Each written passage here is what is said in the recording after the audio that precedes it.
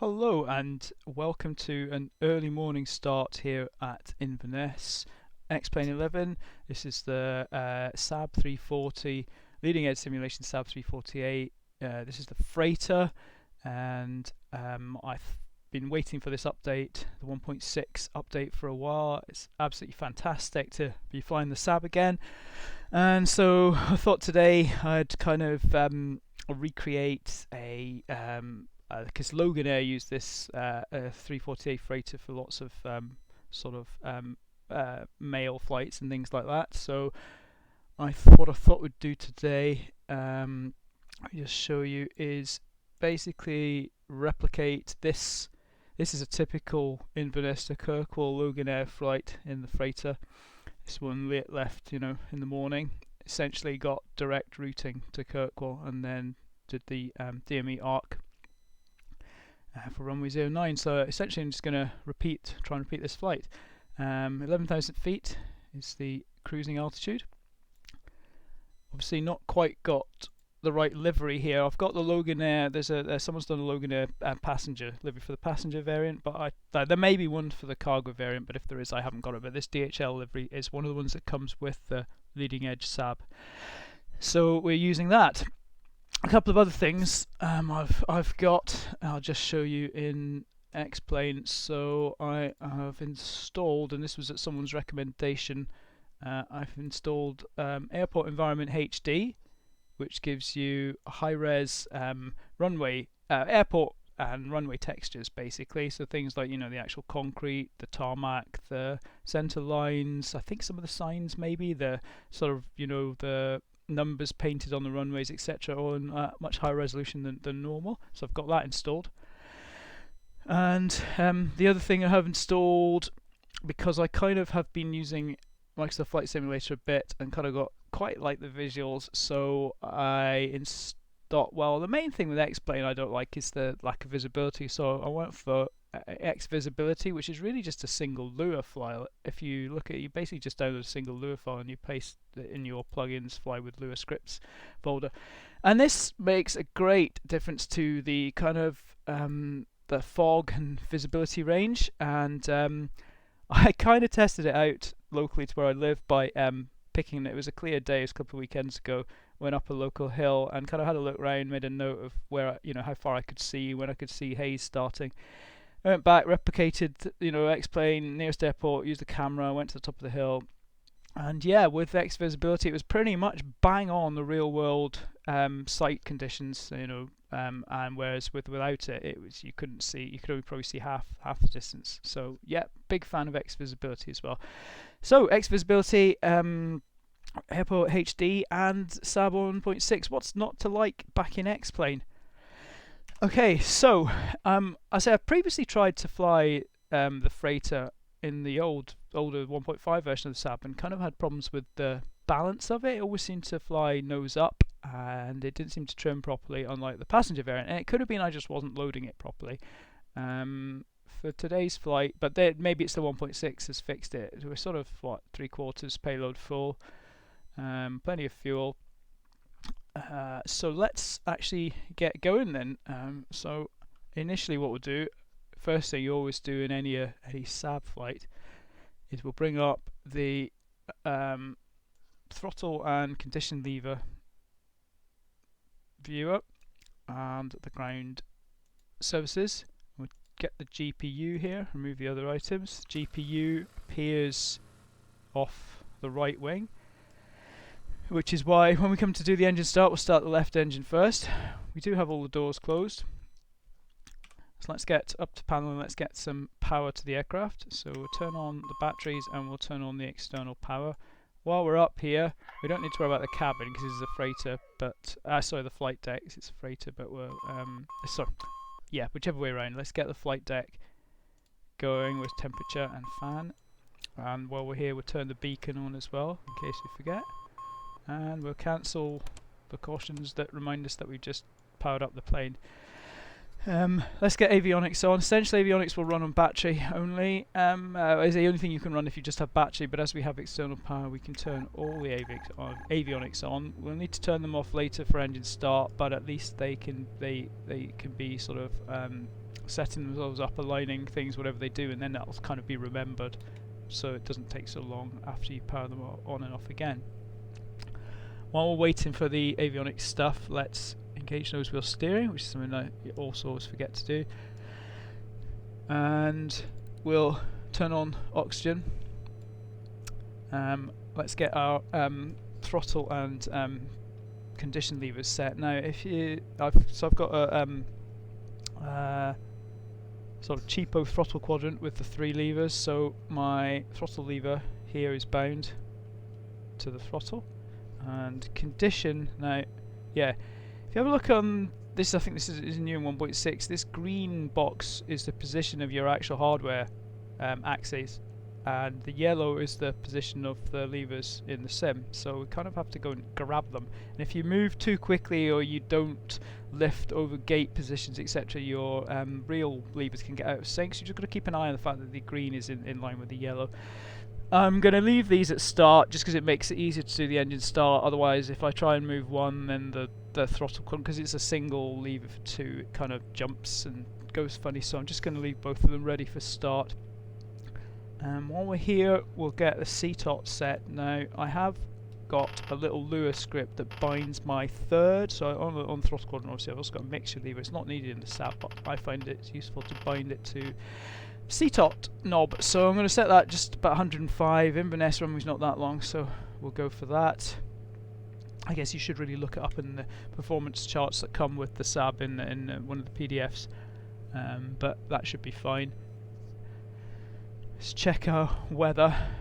Wind, light and variable, so we'll take off runway 5. That's we're near that end, and QNH 1034. Now QNH, another improvement in 1.6 is you can toggle between inches and hectopascals by pressing the baro knob. So I've already forgotten what it was. 1034. So let's, and again we got the zoomy fun. Let's get 1034 set. Cannot do this without zooming in.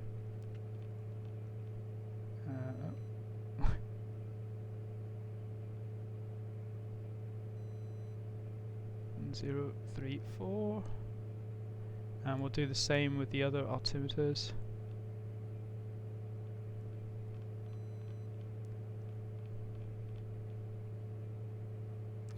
And we've also got a co-pilot altimeter which actually has both units on it without having to click anything. Okay, that's the altimeters all set. Let's get the runway heading set. So runway 5 is 52 degrees. Set our heading bug to that. Got this in the way of the autopilot heading readout. There we go. GPS, I may already have set that up. Let's have a quick look. I'm planning on just, I mean, this is we're going to be routing direct to Kirkwall. I'll just use the Kirkwall VOR as soon as it becomes available, but we won't be in range initially. So let's use the GPS initially, and we already have Orkney in as our destination, so that's fine. We can use that. We'll in fact set the let's get the nav source now ready. Over here it says VOR1, we want that to be on long range navigation. There we go. And while we're here at the autopilot, let prime indicated airspeed. So some other sort of control bindings I've got. This vertical sync button, I've got that bound to a joystick button, so that when we take off initially and we get trimmed out, we raise the flaps, say get to about 160, we can click this and it will sync the speed marker, which means then when we enable the autopilot, the indicated airspeed will be exactly on our current speed and there won't be any pitching up or down. So we'll get that ready. Flaps we'll do on the way to the runway. CTOT will turn on the way to the runway. Trims are all sort of neutral. Controls, brakes, yep, everything seems good. So I think we're okay to continue with the start sequence. We'll start the left engine. We already have the beacon on. Turn the extra avionics off for the engine start. I'm just going to do a direct start. I find that nice and simple, and you don't have to go binding igniters and start switch buttons. So in direct start is simply you know, make sure your fuel lever is in the start position, air condition lever is in the start position, and hold the switch over for about 2 seconds. We'll go here for battery just to check that's okay whilst we're doing it. So there we go. And if we look down now, we should see engine RPM coming up. Once it's about 20%, left ignition will come on. We should then start to see the temperature, engine core temperature rising. It shouldn't go above about halfway. So the engine sort of start behaviour has been nicely fixed in 1.6. You don't get sort of over temp or over pressure surges anymore during start.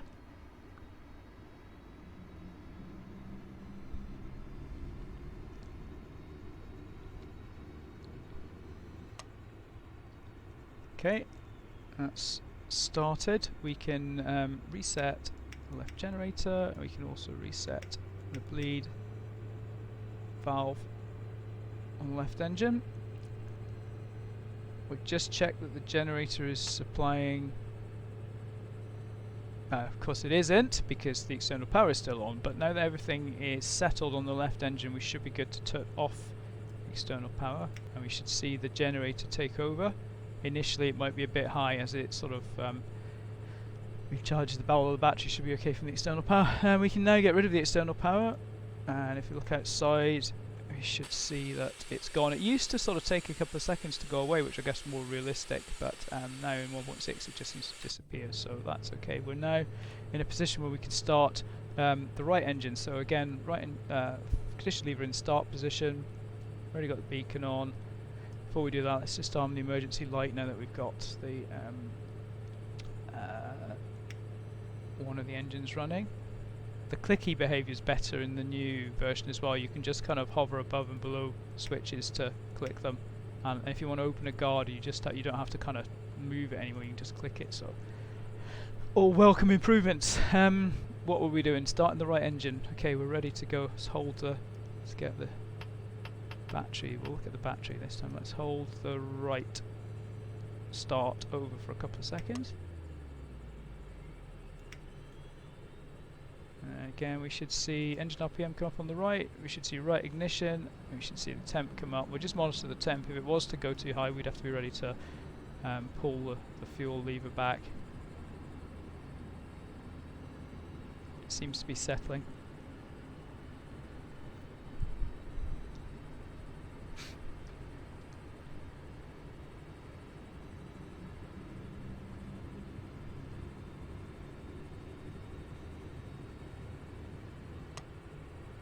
Okay, that's great, and we can get the right generator on.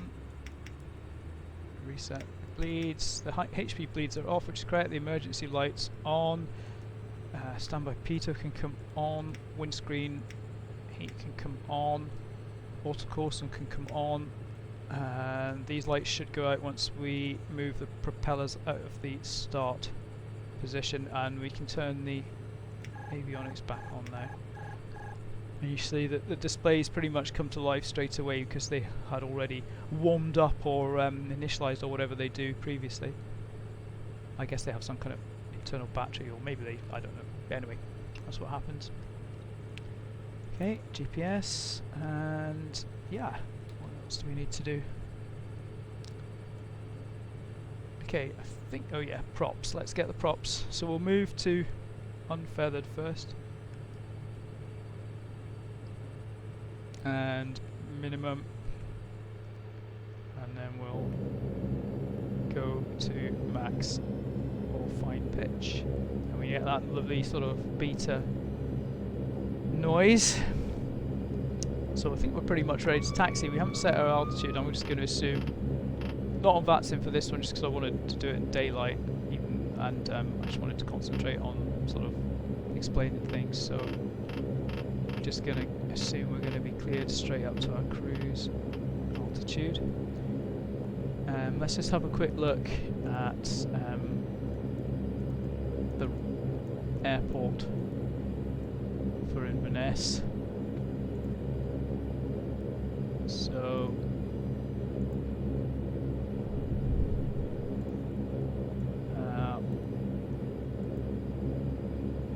oh, I haven't got got a simulator aircraft thing working at the moment. But basically, we are here, gate 1. We're just going to turn around, and here's runway 05. So yeah, we'll take off, and then we'll make a turn to the north. We'll initially follow the GPS course. We're basically going straight for Kirkwall, and when we get within sort of range, we'll tune in 108.6 Kirkwall VOR, and then we'll use that. We'll have a look at the actual arrival later.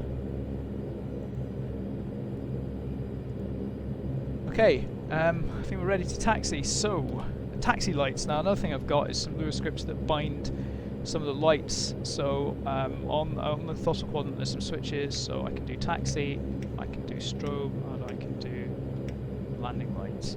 So taxi lights on initially. Transponder we should actually set. I guess it should be something like 2000. Let's just set it to that for now. And we'll put it on, and then we just need to click it to alt once we get to the runway threshold. Okay, I think we're good to taxi. Okay, so I'm going to release the brake. Now, the nice thing, the really nice thing, well, another really nice thing about 1.6 is the plane is so controllable on the ground without the brakes, just by keeping the throttle in between the ground and flight idle positions where you have the beta lights on. You can, you know, like if I pull back to ground idle there, it will stop. And in here I've got a really nice range of speed control. It's absolutely brilliant.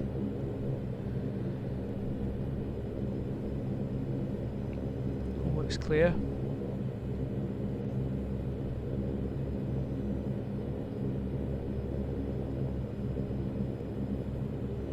As you see here, if I pull back to ground idle, we pretty much come to a stop on our own. I'll just tap the brakes to test them, but other than that we really don't need to use them.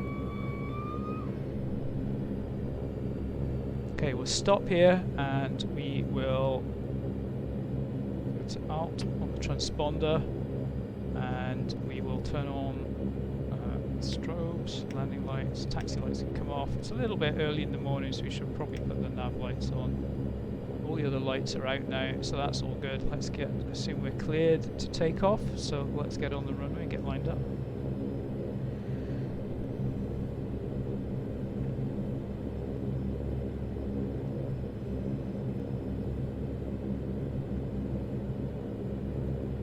So HB bleeds are flaps, let's get those. Flaps 15. You don't use flaps 7, I believe, for the Saab takeoff. 15 would be the lowest flap setting you use. Okay, it's just come to a stop. So we have trims are all where they should be. Takeoff inhibit, CTOT. Again, I have a joystick binding to turn that on and off, as well as the setting of knobs. So CTOT's on, engaged. We're all good up there. We're on runway heading, and autopilot's ready with indicated airspeed once we've taken off, and all we need to do now is start the timer and we can go. So let's start the timer and let's advance the throttle. If I advance it to about sort of 90% before the white line, you'll see the autocourse and arm light come on. That also means the CTOT's engaged. You know, if you look at the torque levers, they've gone to about 105, which is where they should be. Airspeed's coming alive. Just can maintain centre line. So that's 80 knots. We're going to look to rotate about 105 knots with the flaps 15. 105 out and rotate. Dab on the brakes. Gear up. That's just. Let's get a couple of 100 feet. We'll get 1 notch of flaps up. Let the speed build, and we'll go remove all the flaps. I'm going to pitch for about 160. And I'm going to start a turn now to the north. At the same time, I'm just going to start to bring back the CTOT lever. keep an eye on the throttle at the same time, and that's right back now, and I'm going to turn the CTOS switch off. And at the same time, let's keep pitching for 160. I'm going to bring the propellers back to 1230, which is pretty much in the centre with the needle straight up. Okay, great. So I think we're actually close to tracking our nav line. Let's get the heading lined up. Let's get that pitch trim sorted out for about 160, and I'm going to engage the autopilot, and it's in heading mode and indicated airspeed mode.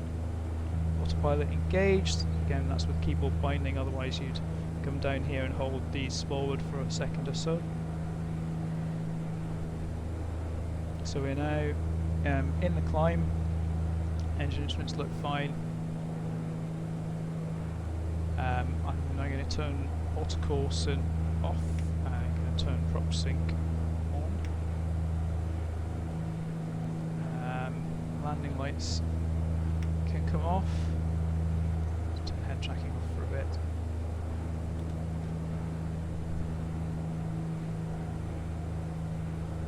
Flaps are up. Props are done. Okay, let's get standard on the altimeters, as soon as we're going straight to cruising height.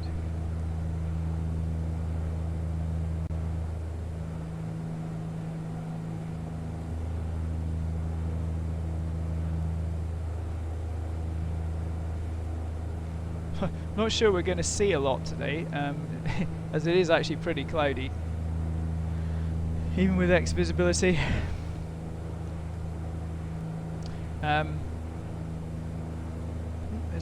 Oh yeah, no, we need to start turning onto the course.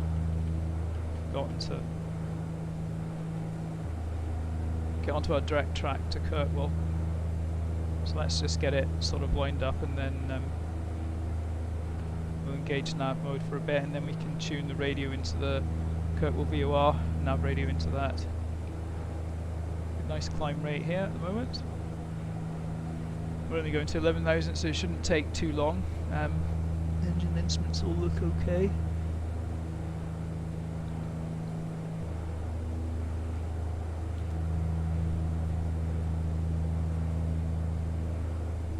Yeah, coming in on course now, so I'm going to go for nav.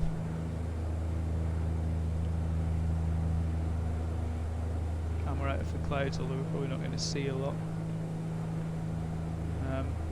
Although the nice thing about this is that then if we are in cloud all the way, when we do break out of the clouds, it'll be on the arc heading into Kirkwall, which is a nice place to break out. Anyway, so Kirkwall VOR is, I think it's 108.6. Yep, so 108.6. We'll switch this instrument here to VOR, and then when we pick it up we'll see the needle come alive, and then that way we can switch off. We can basically give up on GPS then and just go VOR. On the engine gauges here, I mean, I think we're kind of, I'm not sure whether we're limited by engine RPM here. I mean, we're close to the maximum position on the throttle quadrant anyway, so I'll just inch it forward a bit more. Technically I think still in the green here, and we're definitely in the green on torque and temperature, so should be fine. And again, we've got a really good climb rate here, and there are some openings in the clouds, so maybe we will see something in a bit.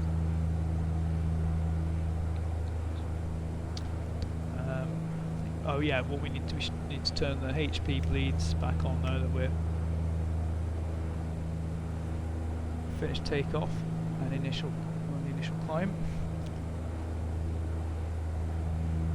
Let's have a quick look in the cargo area while we're here. So I think there's still a bug with the door in that you can open the door, but then you can't close it on the freighter. I'm not sure whether that's been fixed yet. You can close it on the passenger there, but not on the freighter. You can close the door, you just end up with the steps stuck kind of in the way.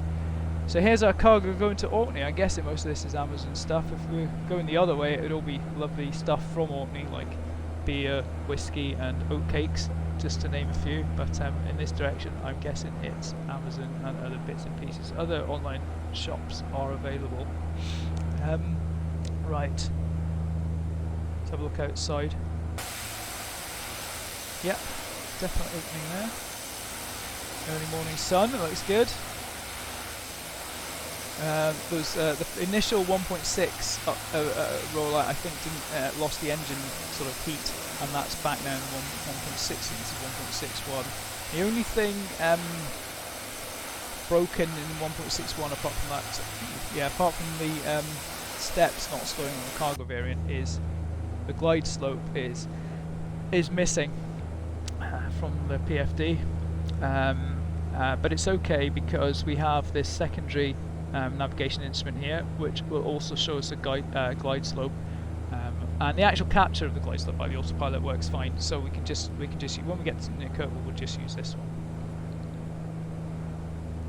Now, if we have let's consider our approach and arrival. Now so the weather at the moment at Kirkwall, according to this little nav map. Oh, the wind shifted. Okay. 220 at 7 knots. That's more prefers runway 27. Whereas if we're replicating the original flight, we wanted to land runway 09. I'm going to go for 09 anyway, and just hope that the wind's not too bad. It appears to have had a weather change. We'll just go for runway 09 and hope that we don't have too much of a tailwind. The approach is going to look like, let's see if I can get that up. So, this is us coming up from the south. This is Wick. We're going to be kind of slightly to the west of Wick, but still heading direct to Kirkwall. So we'll kind of come in about here. We can join the arc anywhere, sort of here anyway. The joining instructions are to turn left at 13 miles. So when we get to D13 Kirkwall, we'll turn left onto the arc, and then it's the 11 arc. And then when we get to 76-degree radial inbound, we'll make a turn. Basically, it's 90 degrees. It's pretty simple. That's it. We just have to get down to 2,400 feet when we're on the arc. So we're approaching our cruising height now, 11,000 feet. So if we work out when we need to start to descend, well, we need to get down to 2,600, so let's call that 2. So that's 9,000 feet we've got to lose. Times 3, 27 miles. We don't want to descend when we're D27 from Kirkwall because we've got part of the arc to go round as well. So the way I kind of work this out is I kind of look at this and I go, well, it's a D11 arc. Okay, so if you think of the circumference of a circle, 2 pi d, so let's say 6 times 11, let's call it 60, and a quarter of that's going to be 15. So I'm just going to say we've got approximately 15 miles here, and then I said 27 to lose 9, so that's another 12 we need. 15 plus 12, yeah. So 12. Don't forget we need to start the turn when we get to D13. So 13 plus 12, 25. Let's call it, say about 25 miles out from Kirkwall will be our top of descent, and that lets us then do a lot of our descent on the arc as well. So we don't need to be, at 2,400 or 2,600 feet at the start of the arc. We can still be descending on the arc. So that's what we'll kind of aim for. Now that we've reached cruising height, is there anything else we need to do? Not really, because prop's already correct RPM. Oh yeah, navigation. Okay, look, we've got the Kirkwall VOR now, and we can just double check that by bumping up the volume on nav 1 and making sure that we get the correct Morse code for Kirkwall, which should be map. KWL. I'm going to assume it is, as I can't remember the Morse for that. But yeah, so let's assume it is. So what we're going to do now is let's keep our heading bug in line. I'm going to switch to heading mode, and then I'm going to change the nav source here to be VOR1, and then move VOR1 around until it is lined up, and then switch back to nav again. So now effectively we're Still on this direct course to Kirkwall, and we're not following the GPS anymore, we're following the VOR, and we are 61 miles away, and we're about 25 miles out is when I'll probably do 27 just to give us a bit of leeway, is when we want to start to descend. So, oops, I'm stuck. Let's have another look outside. It's 8 o'clock now, 8 AM, on a lovely sunny morning above the clouds here. And yeah, I mean, the freighter's flying pretty nicely now. I mean, this used to be sort of 5 degrees, well, it's certainly when I used to fly, it used to be at 5 degrees nose up in the freighter, and it would struggle to maintain a decent speed or climb rate. So I'm not sure if this is 1.6 or just me getting the weight set better, but it certainly seems to handle a lot better. Great. So I think what we'll do now is I'll put you on pause for a bit, and then we'll pick this up again nearer top of descent. So yeah, we'll see you back soon. And welcome back. We are now 40 or so miles out from Kirkwall. Let's have a quick look at where we are. So pink triangle thing here, you can see we're now over the Caithness coast. We're soon going to be passing by Wick. Real world soon around about here we'll probably be saying goodbye to Scottish Control, and we'll be starting to talk to Kirkwall. We're not going to start our descent yet. We've got maybe around about here, we'll see. Jump back in the cockpit. You see we've got a nice stable flight here. Our ground speed, we've got a bit of a headwind, 24 knots. We've got a ground speed here of 216 knots. We are 37 miles out, and I'm going to start my descent using VS mode when we get to 27 miles out. So let's get our altitude tuned in. So if we have a look at the chart again, you can see it's descend to 2400, and 2400 will be the correct height to start the approach and intercept the glide slope. So let's get our altitude set 2400.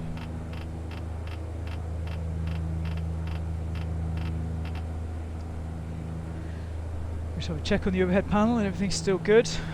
During the when we get near the approach, we'll need to remember to turn off autocourse and turn on autocourse and turn off the HP bleeds, turn on the landing lights. I'll tell you what we'll do while we're here.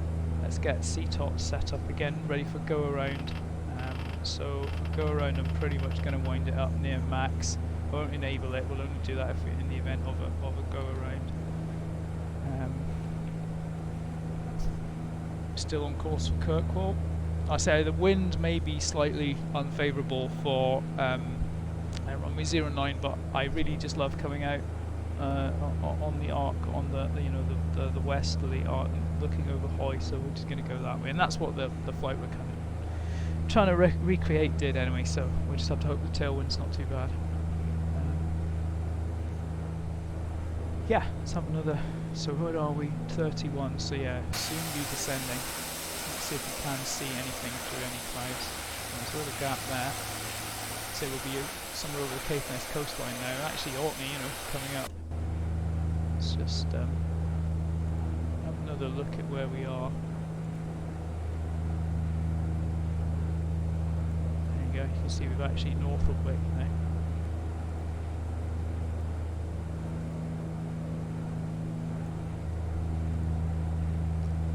Okay, 29 miles.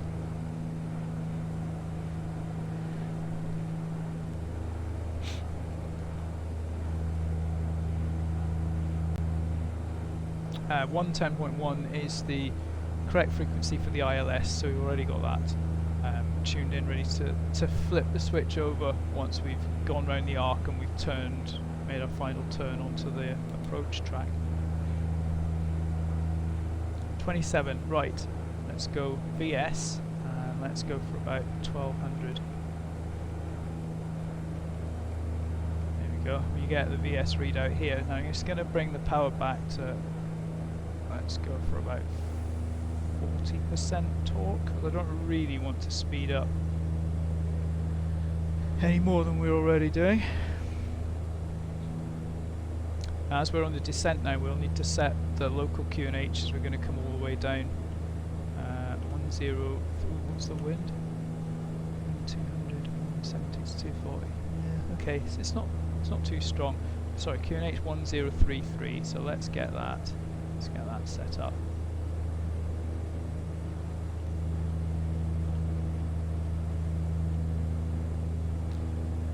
Let's do that over here.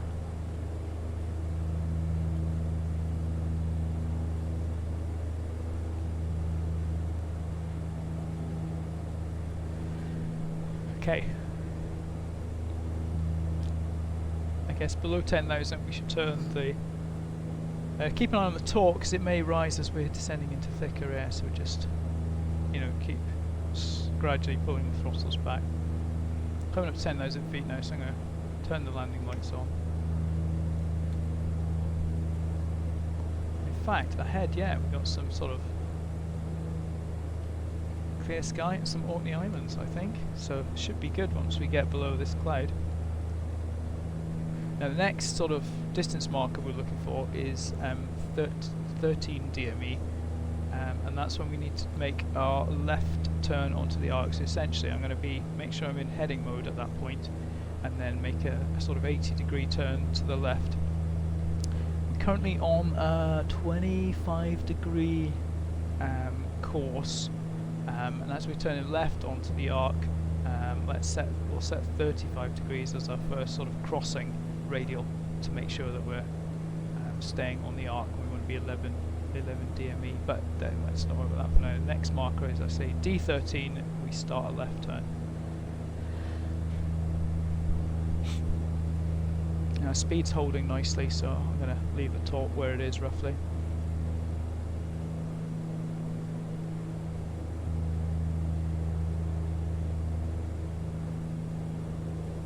Let's have a look outside. Landing lights are on, and yep, got the islands coming up. That's Hoy over there with its hills and cliffs.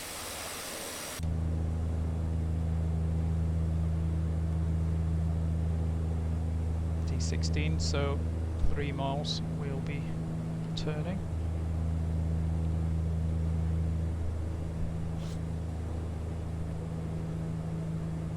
We have our altimeters already set. QNH. Wind seems to be moving round. It's now 180 to 240. So it's partly going to be a side wind anyway. Crosswind.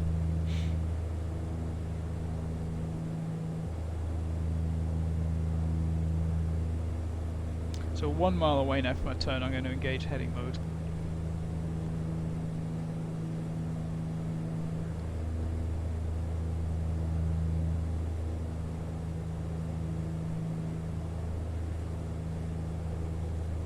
That's D13, so let's start our turn. I'm going to go for about 80 degrees, which should take us onto the arc.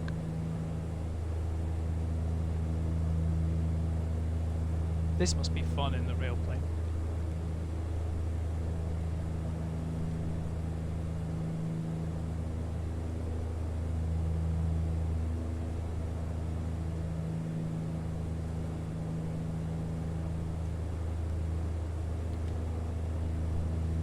And let's get the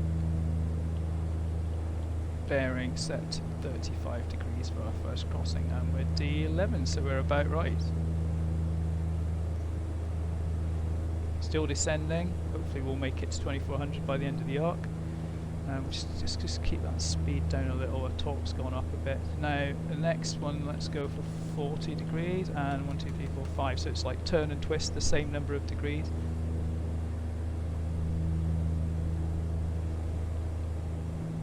Which should keep us on the arc. D11 is the key thing. And then we go. We're now crossing 40 degrees. 1, 2, 3, 4, 5, 6, 7, 8, 10. 1, 2, 3, 4, 5, It's 50 degrees. Our turn-in point is 76 degrees, so when we cross the 76 radial, then we'll turn in.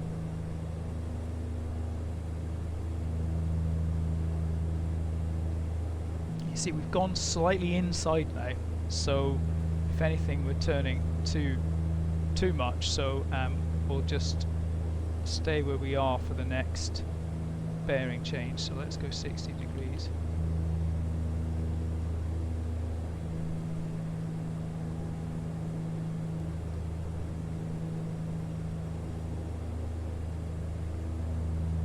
Yeah, I've turned in too sharply here with the wind.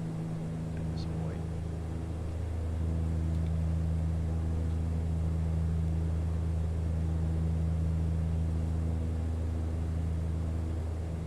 $60 degrees, and the next one is 70. This is not one of my better arcs. I'm not quite sure why we seem to have ended up overturning.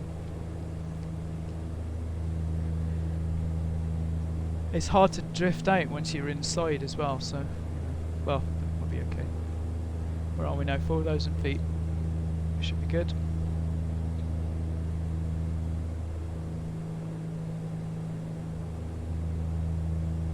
It's all very grey at the moment. It's like sun seems to be underneath a cloud layer. Okay, 76 degrees. When we cross that, it's where we want to turn to 90 degrees off our approach track. We don't need to be too quick about this because we've got plenty of time to do the turn, so let's go for it.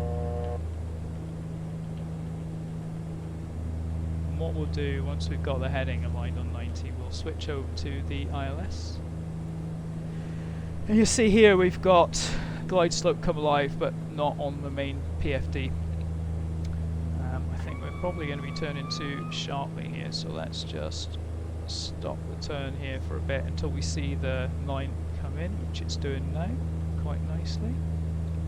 So in fact we're not too far off. There we go. I'm going to go for approach mode now and hope that the plane captures the localizer and the glide slope. And in fact there is the runway, and we can see the runway lights. Now we need to start being careful here with speed, so let's bring the torque back. We're at our final altitude 2400. I'm going to bring the torque back to about 30. I need to get the speed down now, about 170. So let's in fact bring the power back. We're about to start descending on the glide, so in fact we are a little bit quick here, but hopefully we can recover. We're going to drop the gear once we're on the glide. Let's drop the gear. Let's go for 1 notch of flaps. We want altered course on, we want prop sync off, and we want to turn off the HP bleeds. We already have the landing lights on. I'm going to put props back to full fine now. Altitude alert. Speed is coming back. We've only got 1 notch of flaps in at the moment. We'll go for another. We've got 2 more notches of flaps. Oh, we haven't got any flaps. Okay, I'm not entirely sure what I pressed, but not flaps. So I think I'm going to go for 2 notches of flaps. Let's get this sorted. There's Kirkwall there over on the left. And nice to see the lack of trees in X-Plane and Orbex, unlike MSFS. Speed's coming back. Lights are all on. Fuel's fine. Carriage is down. Oops. My view's got stuck. Ah. Okay, with head track. Let's get head tracking back on for the landing. Right, where are we? Coming down to our approach speed, actually 120. So I'm going to go final flaps. I'm going to just put the torque back up to about 30%. I'm going to disconnect the autopilot at 500 feet. It is a bit steeper approach here than usual in Orkney, I think, because of the terrain.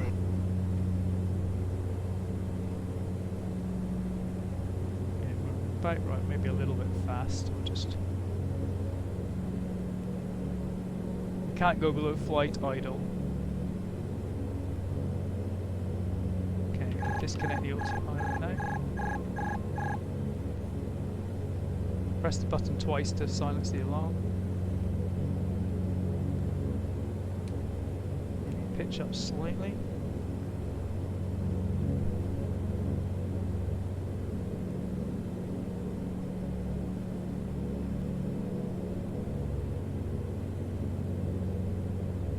Start to look along the runway.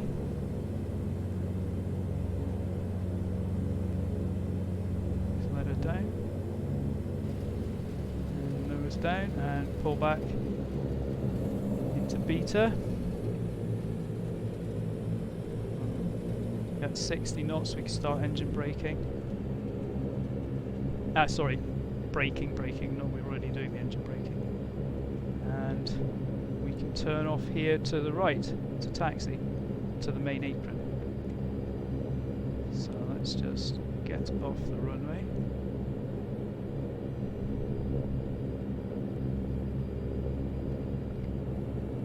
As we don't have a co-pilot, I'm just going to temporarily come to a stop here, and I'm going to turn off the strobes, turn on the taxi light, turn off the landing lights, get this back to standby, and we can continue the taxi. Let's get flaps up.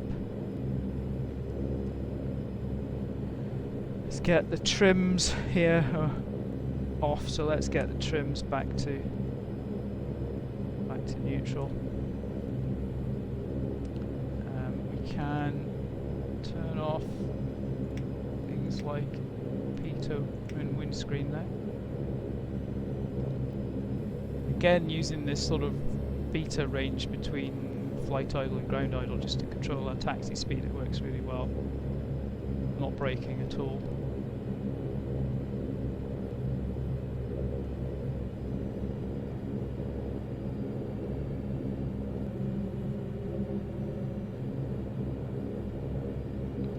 So, not very sunny here in Orkney, but at least it's dry. And yeah, I don't think we had too much of a problem with the wind there in the end.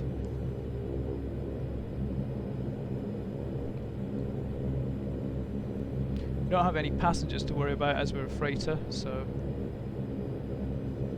I'm just going to sort of pull up just beyond the passenger bit of the terminal and assume that we're going to be unloading somewhere along here. Again, the HD runway textures are looking very nice, so we'll just come to a stop approximately here. Get the parking brake on. Let's get some cleanup done now. We'll get, let's get the avionics off, apart from the essential avionics. We've already turned that off. Pretty much ready to shut the engines down, so we'll bring the condition levers back to minimum and we'll come back to unfeathered. Let everything settle for a minute and then we can come back. Let's come back to fuel off. There we go. And I guess we can now turn off the batteries. And that should be it. And I guess now we can unload the freight. I'll just, in fact, let's get the door open. So, I know I'm going to forget how to open the door. It's this one, isn't it? And then there's another one. And then there's a click spot somewhere. No, it's not that. I may give up on opening the door in a minute. Oh, there we go. Steps, you see, hopefully the steps will come. Oh no, they won't come out because this needs to be moved, then they'll come out. The click spot though doesn't move with them, so you'll find that on the freighter you can't get them back again. So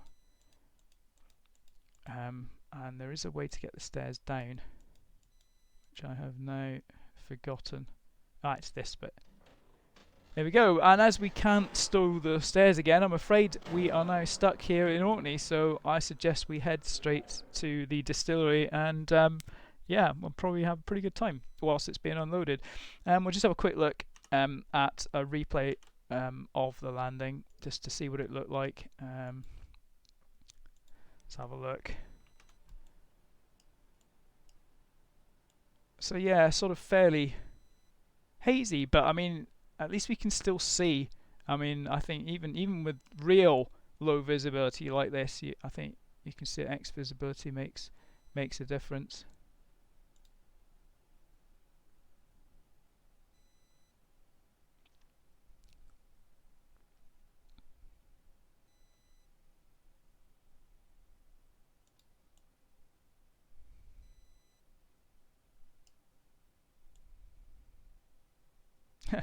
Because we got the door open now because we opened it on the ground. That's great.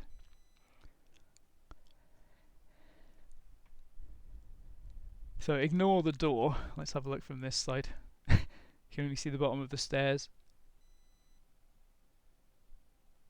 I do find that you know that certainly the 1.6 version is quite slippy on approach, and you kind of got to keep the speed down and then sort of level off and then let it land.